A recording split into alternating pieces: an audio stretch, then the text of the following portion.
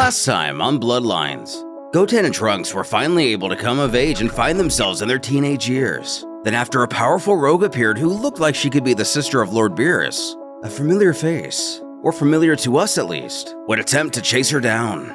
Unable to defeat her, the boys came to terms they needed to improve their abilities to protect the Earth and went their separate ways. Goten initially planned to start from square one and train with Master Roshi, but was instead matched with Yamcha after discovering he inherited the Turtle School, while something in Trunks' mind compels him to track down Tapion. This is part 3 of an ongoing series that was created by Bloodlines Productions. Support them and catch them fully using the links below. Meanwhile, with Trunks, still trying to hunt down the mysterious visitor, he wonders where he could be going. Apparently, he's not in a hurry or anything. Trunks notices he's gaining on him pretty fast, which means he must have landed somewhere.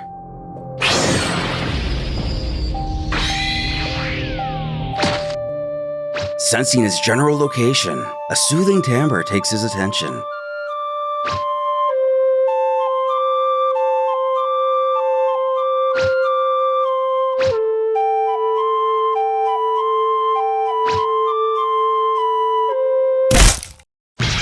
Trunks steps on and snaps a small branch, interrupting the jam session. With the small animals running away, Tapion scowls. That's the second time today he has interrupted him. Clearly nervous, our hero tries to apologize that he didn't mean to interrupt him either time. The stranger interjects that Melody is going to help him find her, referring to the female member of Beerus' race named Lada. Continuing his sorries, Trunks introduces himself and tries to explain he just wanted to thank the man for saving he and Goten earlier. She really caught him off guard, but why did he jump in to help anyway? Relenting, Tapion merely mutters that Trunks is welcome, before also introducing himself. He tells how he is only trying to prevent her from doing any more harm than she's already done, meaning he does know her. Figuring it would be best to just be honest, Tapion admits this is true, and the two of them are from a different universe, which is something our hero only knows the minimum of, though it wouldn't be the first time he's heard of something like this happening. But why is he here? Why this universe in particular? Simply put, he was just following her and this is where she happened to travel to. She's searching for a relic that she thinks will help her avenge their fallen master. Again with the over-politeness, Trunks apologizes if he offended him, and he's also sorry for his loss. But may he ask what happened to his master?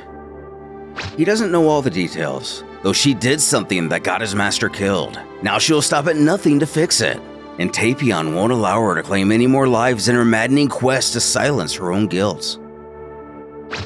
And during a short moment of quietness, Trunks pleads for Tapion to let him help find her, even stop her if they have to. He knows he can. With a smile, the visitor quips that Trunks said he and that other kid were defenders of the planet, correct? That reminds himself of his early years. So full of blind arrogance while also so full of hope. That's something a lot of people lose along the way. Trunks should know that she wasn't always like this. Misplaced arrogance and misunderstanding can truly blind someone, turn them into something they're not. It can push them to do unspeakable things to attain their goals. Selfish pride is always a path to darkness. A statement that reminds him of his father. Though he was really young at the time, it rings all too true in the young warrior's mind. He tells Tapion that he has known that darkness and felt it firsthand. It's terrible. But if he truly does know that darkness, then he also knows what it's capable of. He asks Trunks if he's really the type of warrior to rush into battle headfirst without knowing anything about his opponent. So that's why he's here. It's not merely just to offer his gratitude from earlier.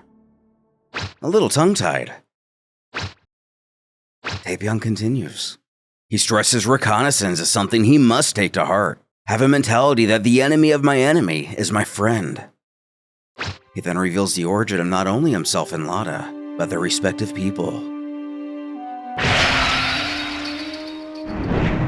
They shared a planet together.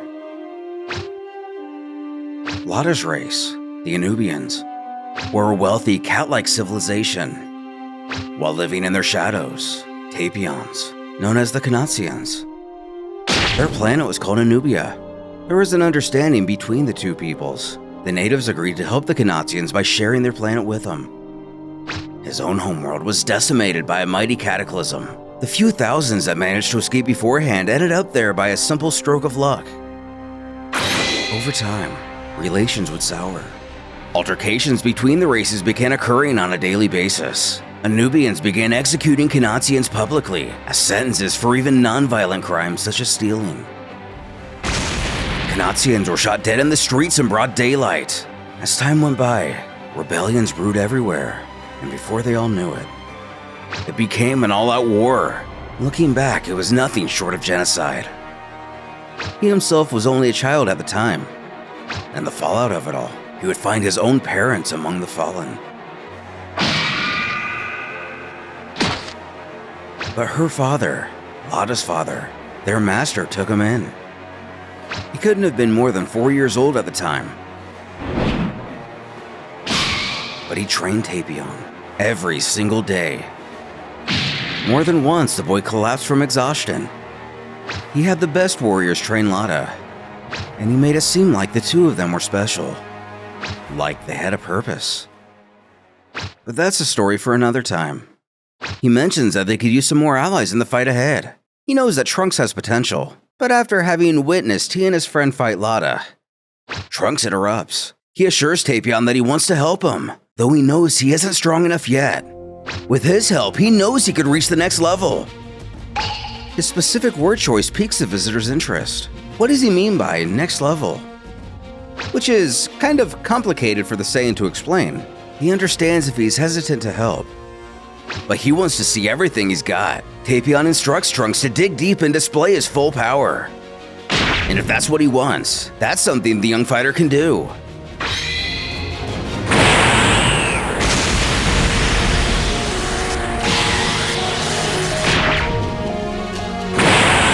Giving it his all, Trunks knows that he has more in him. He has to.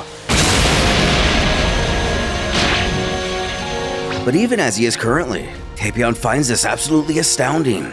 And to think this isn't even what the boy refers to as the next level. He just might be able to pass the test after all. Although his energy might be great. The Otherworlder notices immediately what Goku did when training to beat Cell. Those muscles are going to do nothing but slow him down. Still trying to reach for more, Trunks thinks of his mother, and Bola, his friends.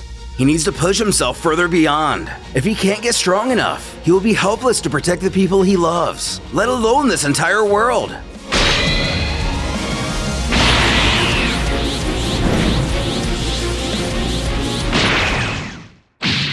Briefly seeming to tap into Super Saiyan 2, Trunks' body gives out and he collapses.